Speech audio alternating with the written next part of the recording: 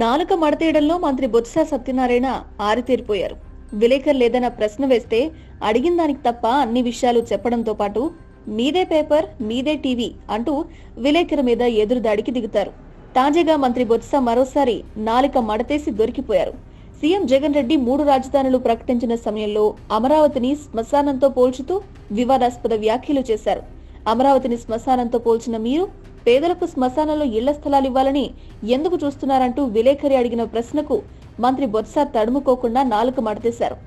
అమరావతి మొత్తాన్ని తాను శ్మశానంతో పోల్చలేదని, కారులో వెళ్తుంటే అమరావతి రాజధానికి శంకుస్థాపన చేసిన ప్రాంతంలో శ్మశానం చూశానంటూ చెప్పుకొచ్చారు. ఇంతకీ అమరావతిని తాను శ్మశానంతో పోల్చలేదని, ప్రతి ఊరి చివర శ్మశానం ఉంటుంది అంటూ కొత్త భాష్యం చెప్పారు. అసలే బొత్స చెప్పింది జనాలకు అర్థం కాదు. ఇక ఇలా ఎప్పటికప్పుడు నాలుక మడతేయడం చూస్తుంటే ఊసరవెల్లి కూడా ఇలాంటి వారిని చూసి సిగ్గుపడేలా ఉందని జనం సెటైర్లు వేసుకుంటున్నారు.